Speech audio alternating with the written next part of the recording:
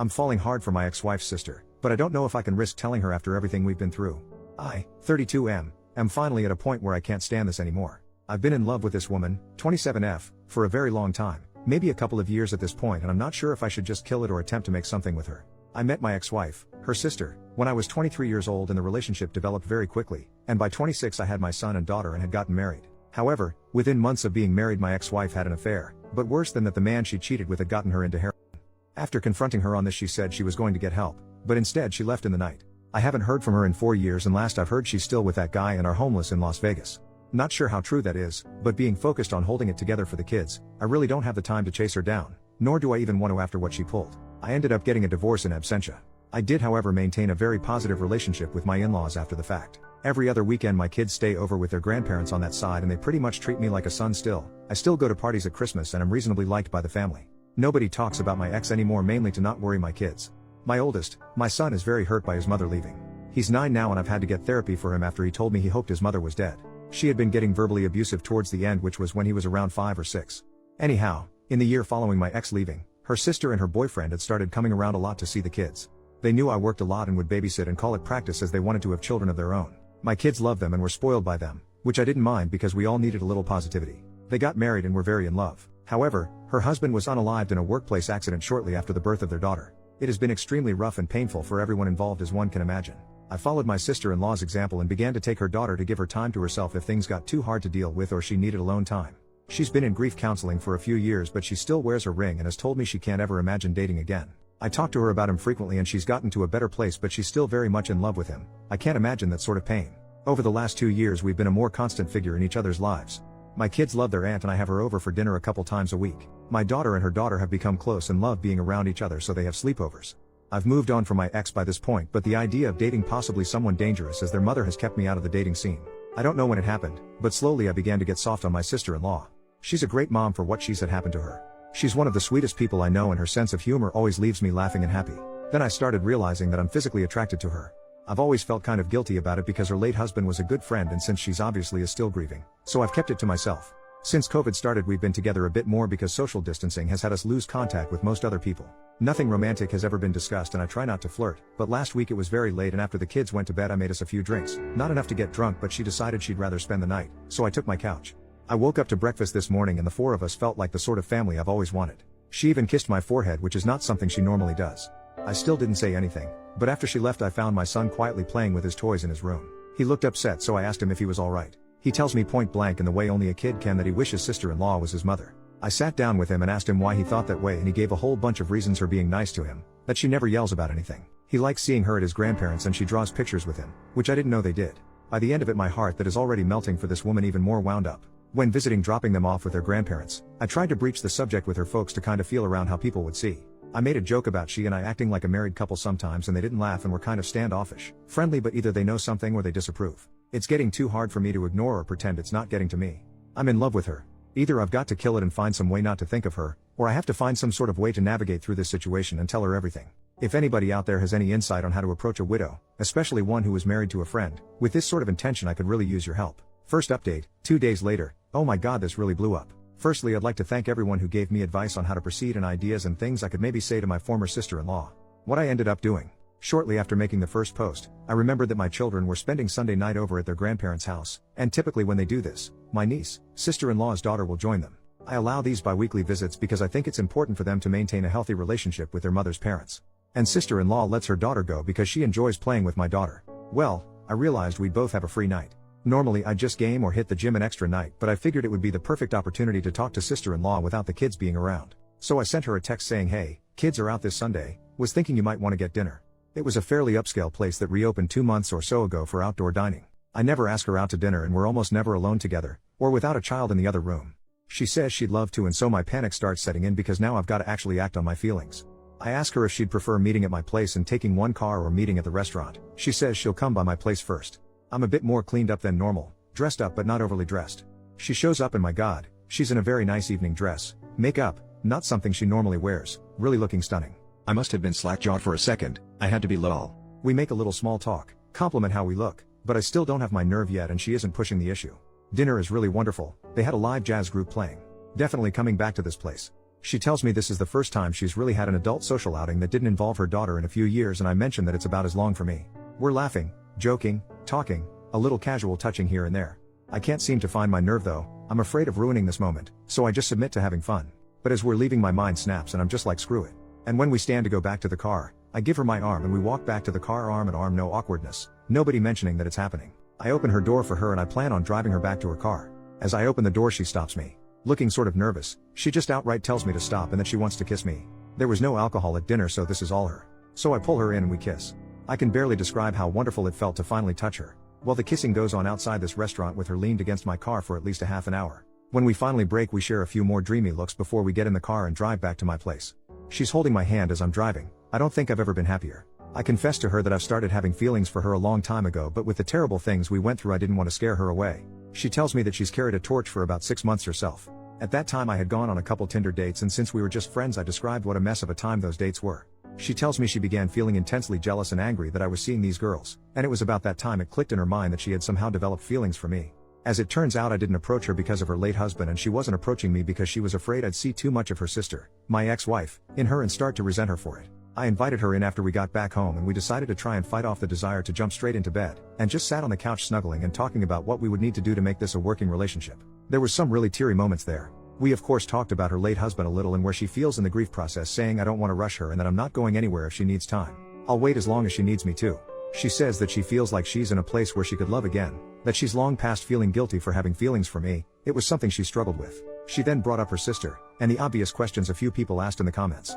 What would we do if X ever decided to show her face around here again or try to get back into my kid's life? What if she comes back reformed and apologetic? Would I take her back? I told sister-in-law that's a hard no, that I've forgiven her for cheating on me, but I will never forgive her for what she did to my son.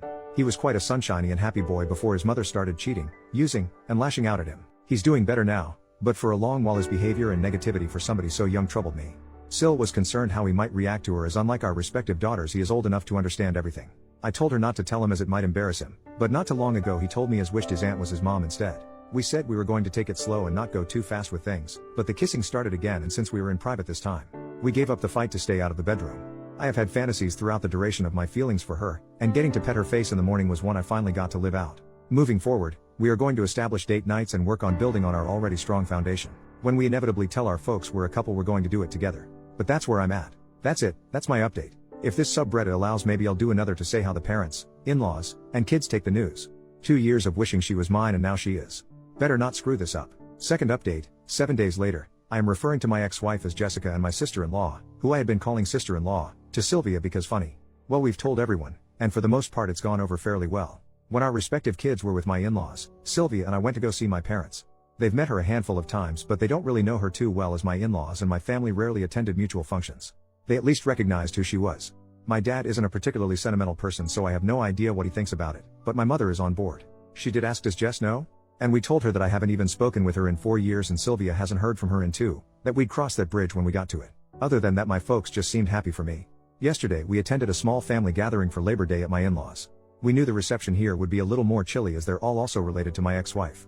My parents did us the favor of taking the kids to the zoo for the afternoon and ice cream too. We arrived at the party together and of course everybody is wondering where the kids are. Felt like a million things were telling me not to do this, but I took her by the hand and we both explained the kids were not here because we intended on telling everyone that we are now a couple. This wasn't a huge crowd, maybe like 8 people, but it really felt like I announced it to a stadium. I don't know how we expected it to go, but several of her aunts were very pleased with this. We got some hugs. At first nobody even mentioned my ex-wife. They were just happy because they had all settled on Sylvia just never dating again.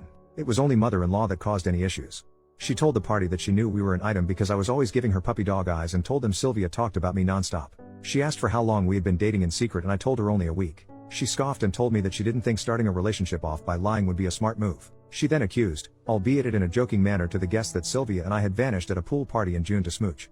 Her mother and father asked to talk with us after the party and asked us just how serious things were, and like my parents asked whether my ex-wife knew or not. When I said no and that her opinion shouldn't matter given she abandoned her family 4 years ago, they said they would be more comfortable with everything if I was to tell Jessica that I am now dating her sister. They are both intensely afraid that my ex will return sober and renewed, make an attempt to make amends, discover that I am now in love with her younger sister and relapse.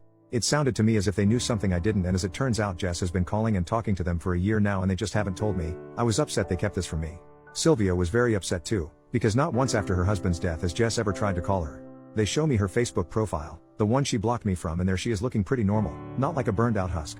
I have to admit that seeing her not looking like the junkie she became when she left made me feel a little better, and Sylvia too. Her parents kept their contact with her a secret because she is ashamed of what she's done and feels that she's deserved to lose her kids and couldn't face them after all that happened. Sylvia's parents gave me her phone number and asked that I please call her and speak with her.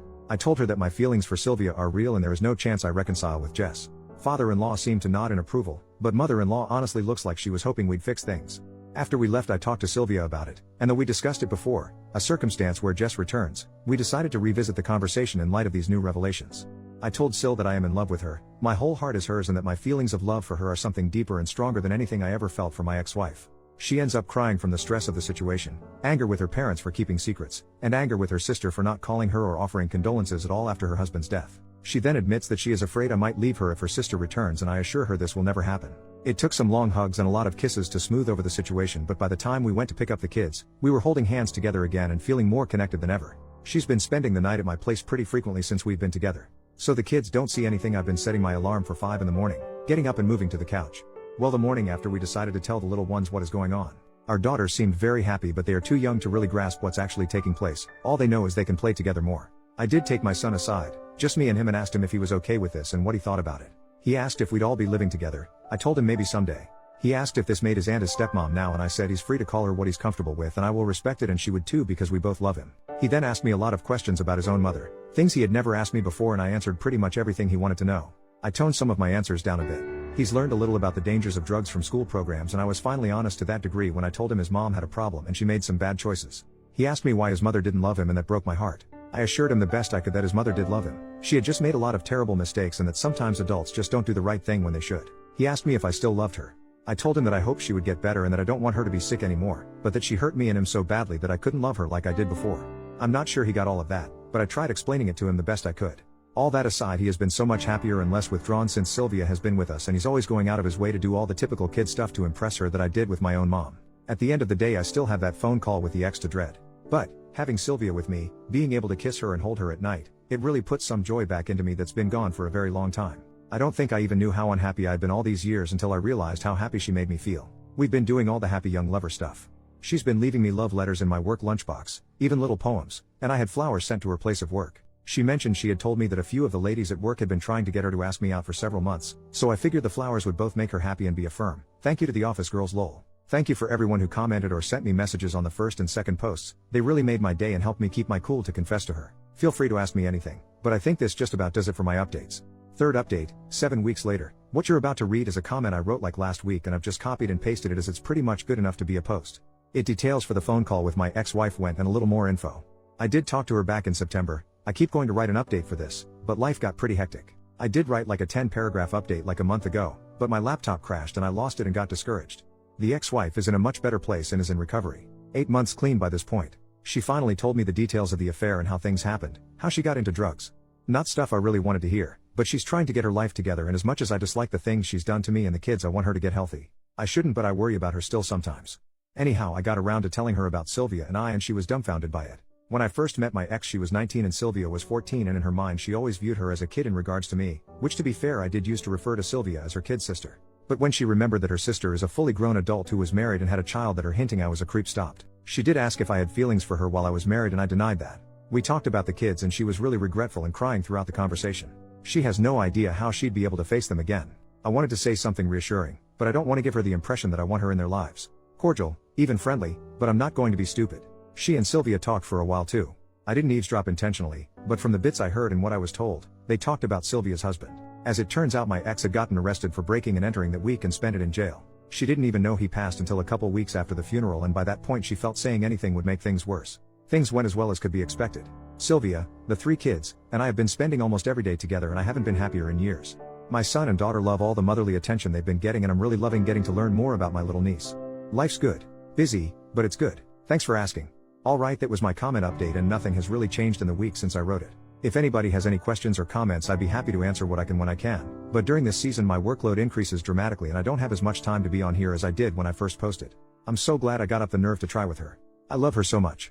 I've been so long without a romantic partner, that I forgot what being in love, or feeling loved felt like. Now that I remember, it's shocking to me I didn't realize how alone and miserable I really was.